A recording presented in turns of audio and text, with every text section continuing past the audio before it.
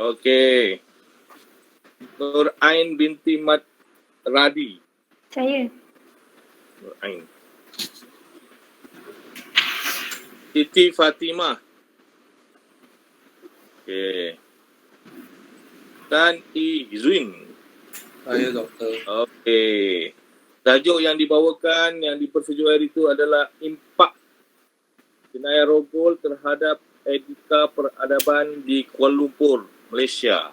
Kita nak lihat impak jenayah rogol. Silakan, siapa yang nak memulakan pembentangan. Jangan lupa rakam.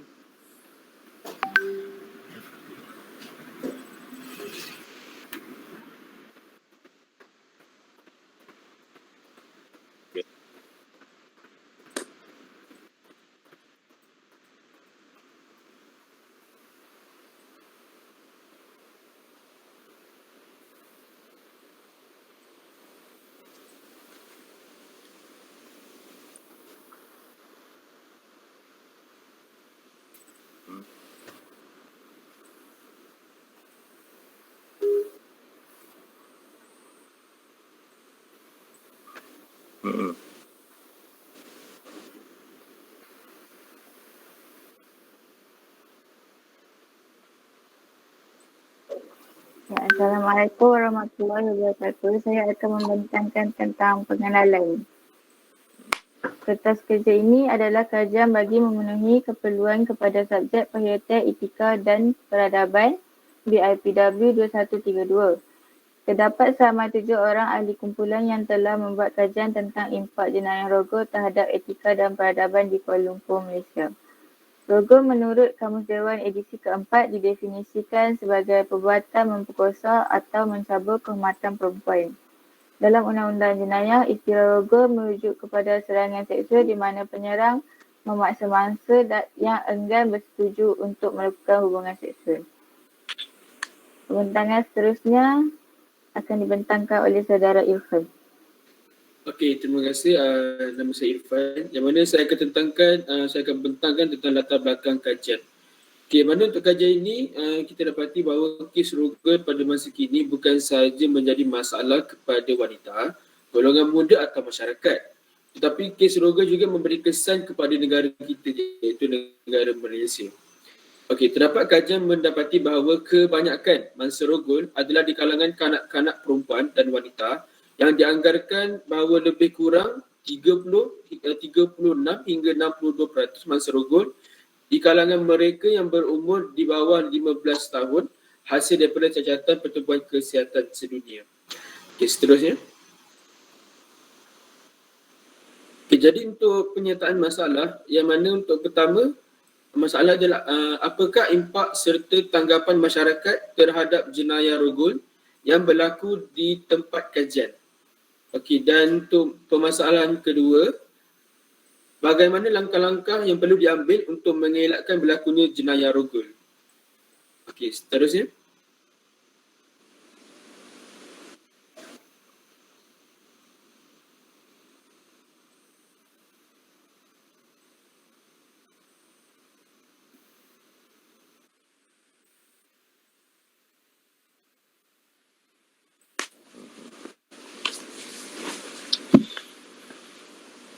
Seterusnya, saya Suan akan membentangkan tentang metodologi kajian.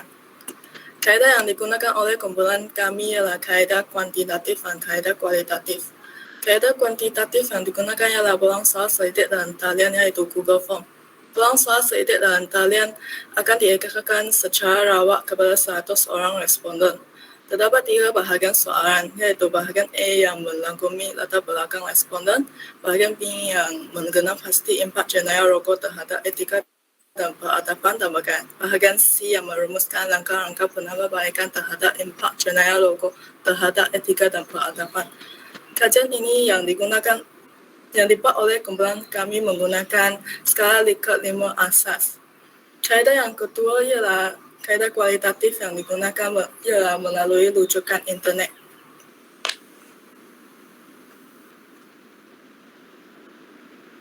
Seterusnya, saya Shiman ingin membentangkan definisi kata kunci.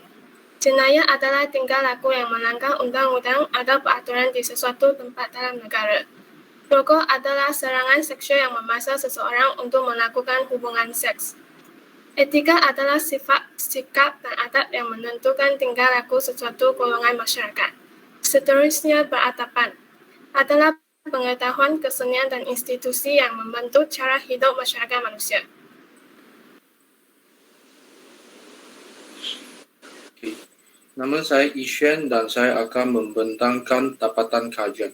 Tapatan kajian membahagikan kepada 3 bahagian, iaitu bahagian A, bahagian B dan bahagian C.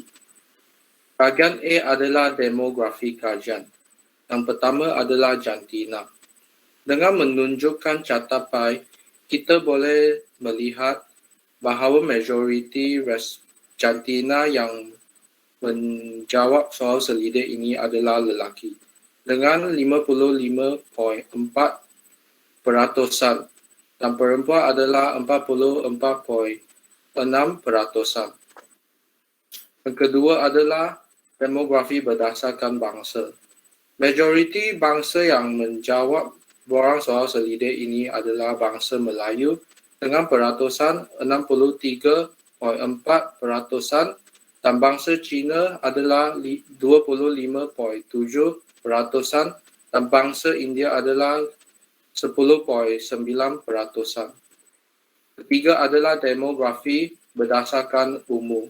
Dengan menunjukkan catapai, majoriti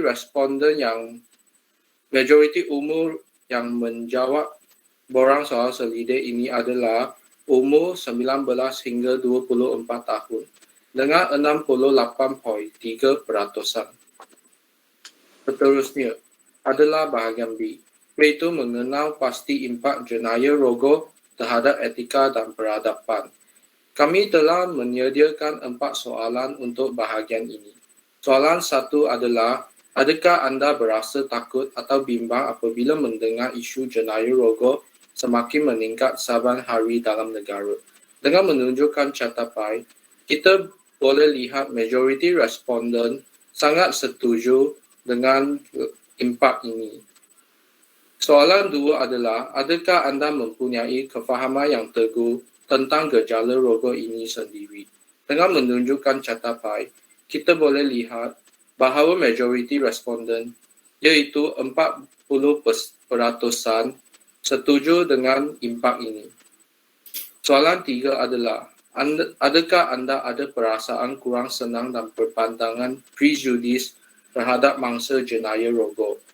Dengan kelihat catapai, kita boleh lihat bahawa majoriti responden sangat setuju dengan impak ini. Yang terakhir iaitu soalan 4. Adakah anda berasa empati terhadap mangsa rogol? Dengan menunjukkan catapai, kita boleh lihat bahawa majoriti responden iaitu 71% sangat setuju dengan impak ini. Seterusnya adalah bahagian C, iaitu merumuskan langkah-langkah penambahbaikan terhadap impak jenayah rogol terhadap etika dan peradaban. Bahagian ini sama dengan bahagian B. Kami telah menyediakan 4 soalan. Soalan 1 adalah, saya akan mempelajari asas seni mempertahankan diri. Dengan menunjukkan catapai, kita boleh lihat bahawa majoriti responden, iaitu 46%, sangat setuju dengan langkah ini. Soalan 2 ialah, saya akan memastikan diri saya mendapat pendedahan tentang jenayah rogol di peringkat awal. Dengan menunjukkan catapai, kita boleh lihat bahawa majoriti responden, iaitu 59% sangat setuju dengan langkah ini. Seterusnya, soalan 3, iaitu saya tidak akan mudah percaya dengan pelawaan individu yang tidak dikenali. Dengan menunjukkan catapai di atas, kita boleh lihat bahawa majoriti responden, iaitu 70%, sangat setuju dengan langkah ini. Yang terakhir, soalan 4, iaitu saya akan melaporkan kes sebegini ke pihak polis sekiranya saya atau orang terdekat saya menjadi mangsa rogol untuk diambil tindakan selanjutnya. Dengan menunjukkan catapai di atas, kita boleh lihat bahawa majoriti responden, iaitu 74%, Sangat setuju dengan langkah ini. Ini yang saya akan membentang pada hari ini. Terima kasih. Yang seterusnya.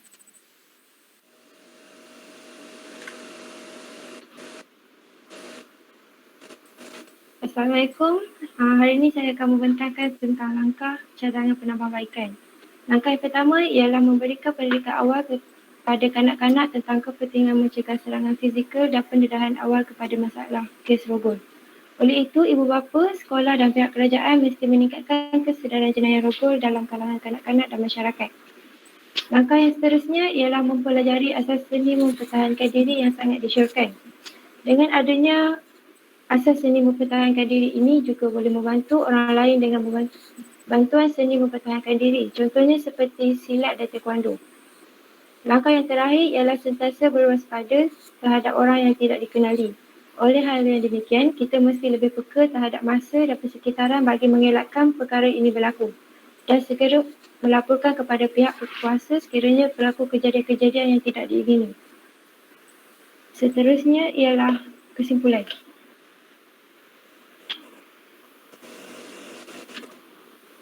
Secara keseluruhannya, rogol itu telah memberi kesan psikologi dan fizikal yang teruk kepada mangsa dan masyarakat setempat yang akan membimbangkan masalah ini. Berdasarkan analisis responden, beberapa penambahbaikan didapati untuk menangani impak jenayah rogol terhadap etika dan peradaban.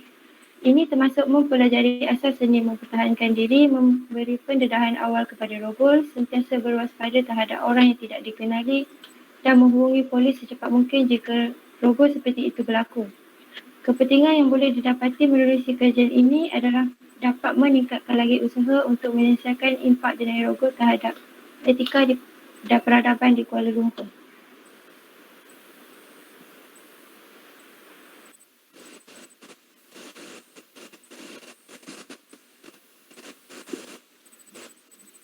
Dah ke? Ya, Doktor. Oh, okey. Tak ada kesudahan, tak cakap. Okey, terima kasih atas pembentangan ni. Ada beberapa pertanyaan yang harus dijawab oleh semua pembentang. Persoalan pertama, dalam banyak topik, kenapakah jenayah rogol menjadi pilihan tajuk anda? Siapa boleh jawab?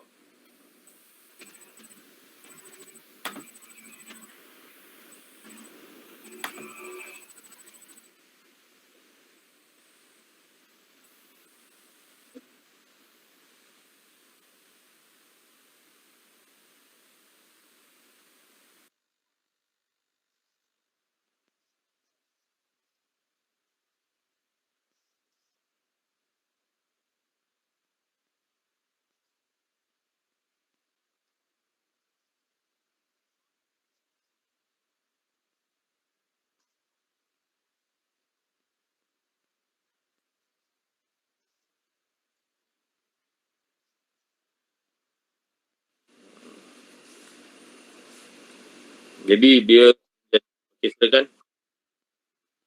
Siapa nak cakap tadi tu? Sila. Nak sambung lagi ke? Cakap je lah. Ada lagi nak jawab? Apa pilihan? Terima kasih Siti Fatimah tadi yang jawab. Okey. Maaf. Okay, saya nak buat sambungan sedikit. Boleh dengar ke suara saya? Boleh. Silakan. Okey, jadi untuk sambungan ni, bagi saya, pendapat saya, kenapa kumpulan kami memilih jenayah rogol ni, yang mana kita dapati di media sosial kan, untuk sekarang kita lebih kepada online. Kita dapat lihat yang mana kes rogol adalah antara kes yang paling meningkat lah saban hari di negara kita. Dia bukan berkaitan saja dengan secara fizikal, tetapi malahan dengan menggunakan online je kita dah boleh mengakibatkan kes rogol ni. Sebagai contoh ya, di luar negara kan, kebanyakan mereka menggunakan media sosial ataupun web ni untuk mempamerkan untuk gambar-gambar yang tidak elok. Contohnya gambar-gambar lucah. Okay, jadi ini juga yang apa yang saya dapati daripada saya punya penyelidikan di media sosial. Kita dapat lihat di negara Jepun, mereka menggunakan contoh sebagai contoh ada seorang wanita ni, dia berpakaian lengkap tapi dengan sistem teknologi sekarang ni dia boleh ubah pakaian tu pada gambar bogil. So perkara ini boleh mengakibatkan, contohlah sebagai wanita tu yang terlibat tu akan merasa diri dia ni telah hilang rasa confident diri, keyakinan diri. So bagi sebab itu kami membuat kajian ni untuk mengkaji kenapa perkara ini berlaku di kalangan negara kita saya. Itu sekian daripada saya. Okey. Nak tanya, apakah impak sebenar rogol ni kepada peradaban? Impak sebenar dia. Jenayah rogol ni kepada peradaban negara kita ni. Impak sebenar dia.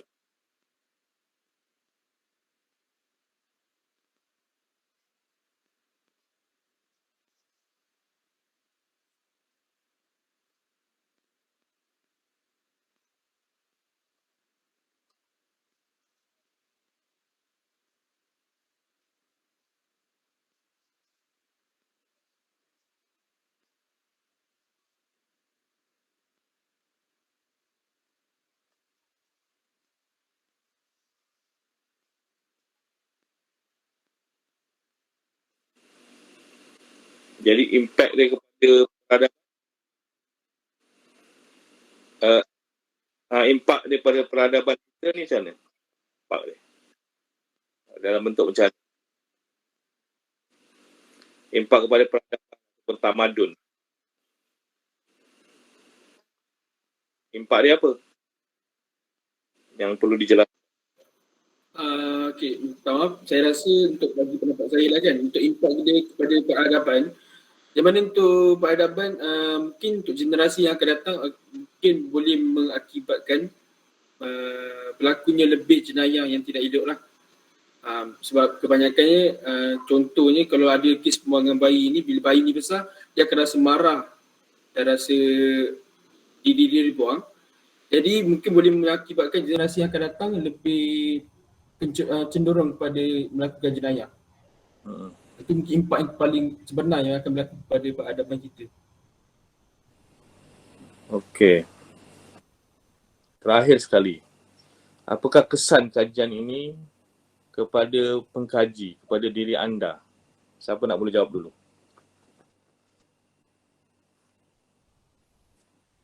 Kesan kajian yang awak buat di Kuala Lumpur ni berkaitan jenayah rogol ni memberi kesan kepada peribadi. Apakah kesan peribadi tersebut? Jika ada. Okey, ada nak jawab ke? Irfan, okey silakan.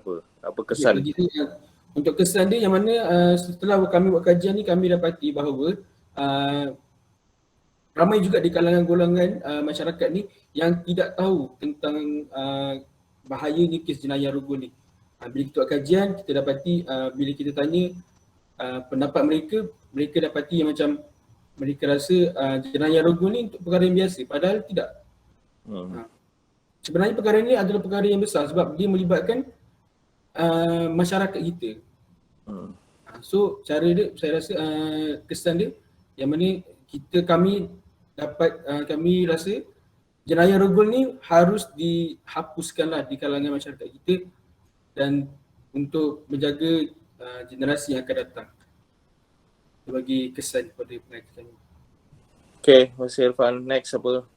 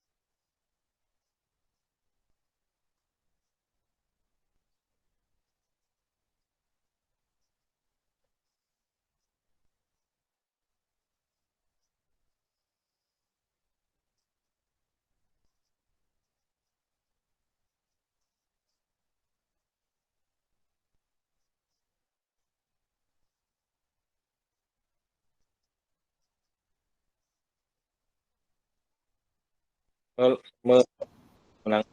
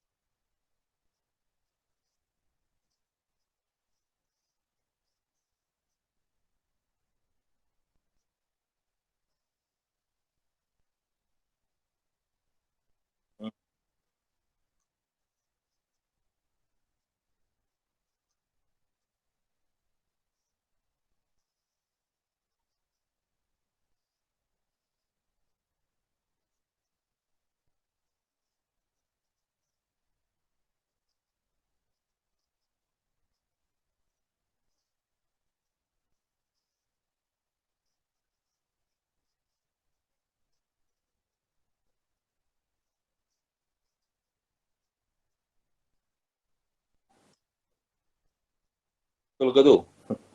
Tak usah. Okey. Lagi siapa yang belum lagi tu? Aifa belum Apa? Belum. Kesan balik. Berdasarkan kajian yang dilakukan ni, saya dapat sedar bahawa masyarakat wanita ni perlu lebih berhati-hati dan berwaspada dengan orang yang tak dikenali. Lepas tu perlu memberanikan diri untuk melaporkan perkara yang terjadi. Apa jua keadaan kena lapor. Betul tak? Macam tu. Lagi siapa yang belum?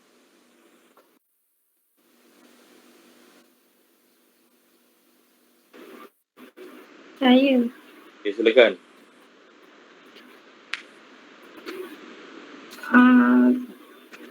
Bagi pendapat saya, daripada kajian ni dapatlah kita lihat bahawa media sosial ni antara salah satu punca yang besar dalam kes jenayah rogol ni. Okey. So kalau zaman sekarang lah orang kena kurangkan guna media sosial tu kepada perkara-perkara yang tak berfaedah. Ambil yang berfaedah sahaja Okey, terima kasih. Yang lain tak nak jawab Okey. Itu sahaja untuk kumpulan ini.